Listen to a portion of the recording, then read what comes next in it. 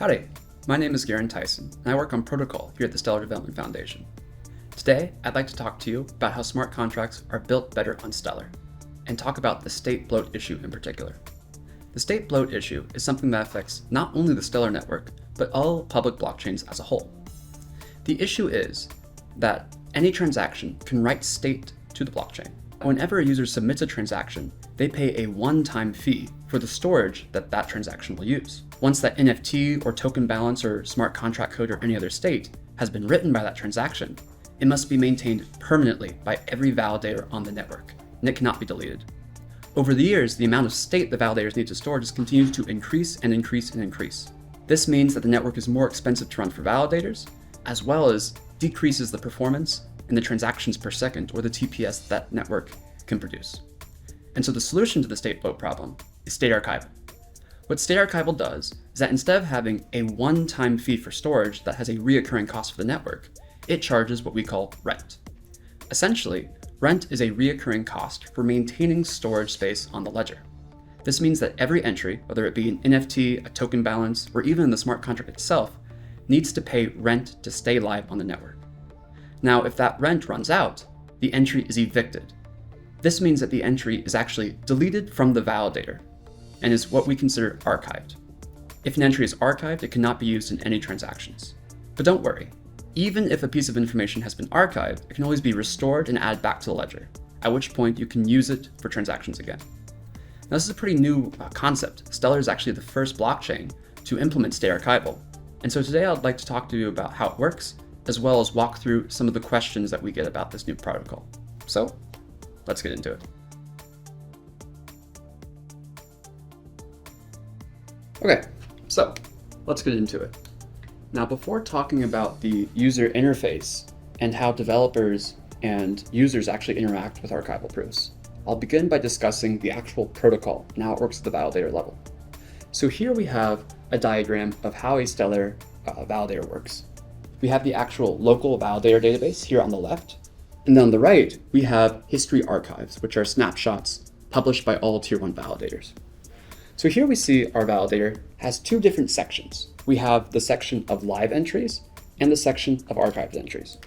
These are the entries that are currently live on the validator, and each entry has some rent balance associated with it. So we're going to measure our rent in ledgers, which is the normal time metric of a blockchain. And so we'll say that our first entry has 10 ledgers of rent, 15 ledgers of rent, and then 20 ledgers of rent. So this is the state of our validator. And you can imagine time goes on, and eventually our first entry goes to 0 ledgers worth of rent, at which point it's archived. What happens is that that entry is moved to the archived region of the validator. Now, this archived region is a Merkle tree. So what we're going to do is we have our Merkle root hash here, and we are going to add our recently archived entry. But remember, this is still on the local validator database. Nothing has actually been deleted yet. Now, some more time goes on, and our second entry will eventually go to 0, be removed from the live portion of the database, and again, added to our Merkle tree. And then finally, a few more ledgers pass, and the second entry runs out of rent and is also archived. Now, at a certain point, the Merkle tree we're building will become full. We have some maximum amount of archived entries that can be stored on disk at any given time. Now, once this tree becomes full, what happens is the validator will publish that tree to our history archive. And so we're going to take the full Merkle tree and copy it to our history archive, just as it is on disk.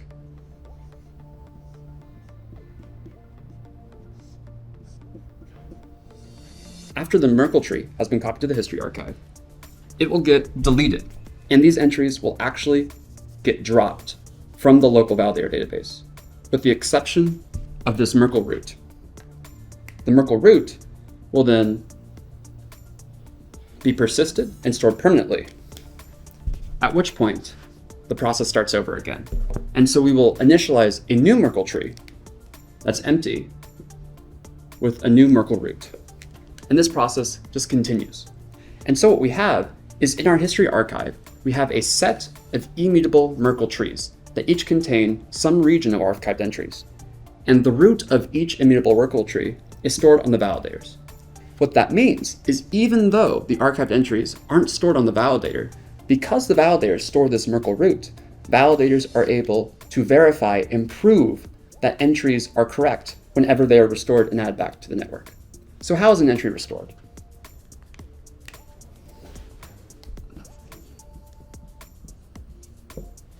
So in order to restore an entry, a user must submit a Merkle proof.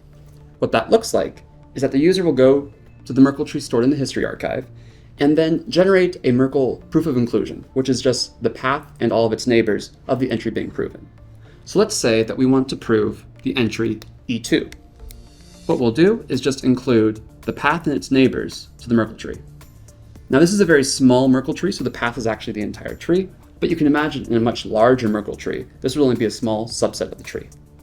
That path then gets attached and sent over to the validator, at which point the validator can then essentially walk the path back. After being provided this Merkle tree path, the validator will then rehash all those entries to reconstruct the root node based on this proof.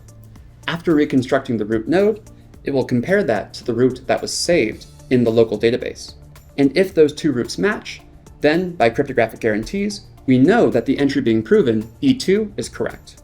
Now that the validator has validated that this entry is correct, it will then be added back to our live section, and the entry can be used again. So this is how it works at the protocol level. Now let's talk about how users and developers interact and actually generate these proofs.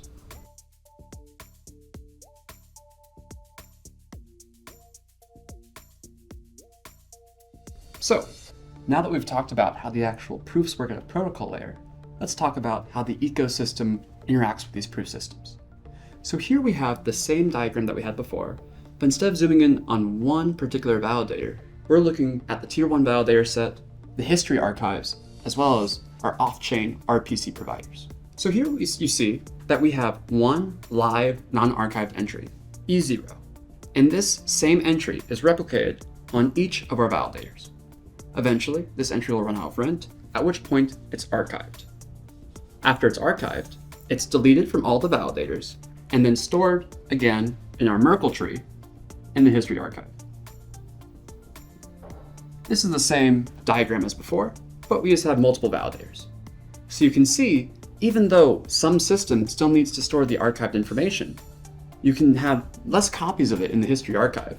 And because each of these tier 1 validators still maintains the root, you still have the security and immutability of the blockchain, but with significantly less nodes actually needing to store the information.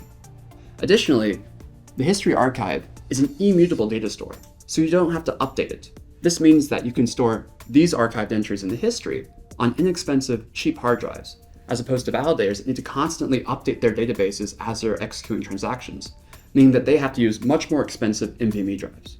So even though we're still storing the information, it's a much more efficient process. An end user or application actually interact with this proving system. The answer is RPC. As I'm sure you're all aware, most blockchain applications interface with the blockchain via an RPC node. RPC nodes are used to query information about the state of the blockchain, as well as to simulate transactions to make sure they succeed and have the right fees set before submitting them to mainnet. And so with this system, the actual user story is very similar to what it is on other blockchains that don't have State Archival, because the RPC handles almost all the complexity for you. Let's talk about how that works. So let's say that the entry E0 has been archived, but a transaction wants to use it. So a user needs to restore their entry. How do they do that? Well, first, whenever a new Merkle tree is published to history, RPC nodes will automatically download and store a copy of that Merkle tree locally.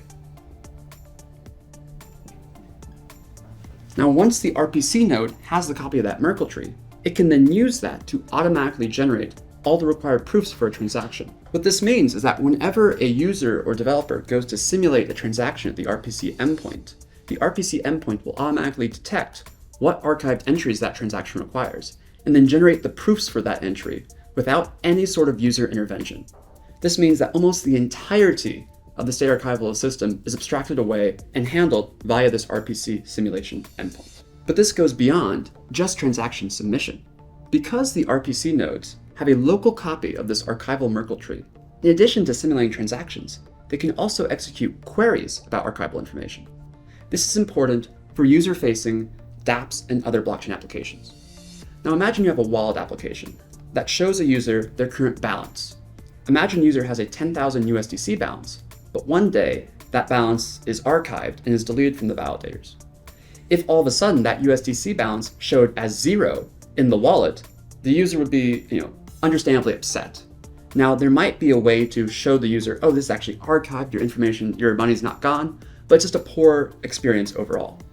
So what the RPC endpoint allows you to do is it allows that wallet application to query both the live state as well as the archival state of the network at any given point. This means that with a single API call to the RPC, the wallet application will be able to query both the live unarchived state as well as the archived state, all in a single call. This means that the wallet application can completely abstract away all of the complexity of State Archival from the user, and even the wallet developer themselves don't have to deal with much of it because of this single RPC entry point. The end result is that State Archival not only increases the efficiency of validators, but is user-friendly, easy to use, and is decentralized. Because all archival snapshots are published to the history archives, which are freely and publicly available and maintained by every Tier 1 validator, you can ensure that your information is always restorable. You never have to trust a central authority. However, you still have the convenience of that central authority, as RPCs will have local copies of that information, allowing quick and easy proof production, as well as querying about archival state.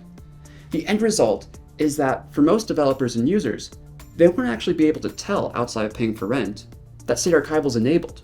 However, they'll feel the benefits from faster transactions, lower fees, and a more sustainable and scalable network. So State Archival, just one of the ways that you can build better on Stellar.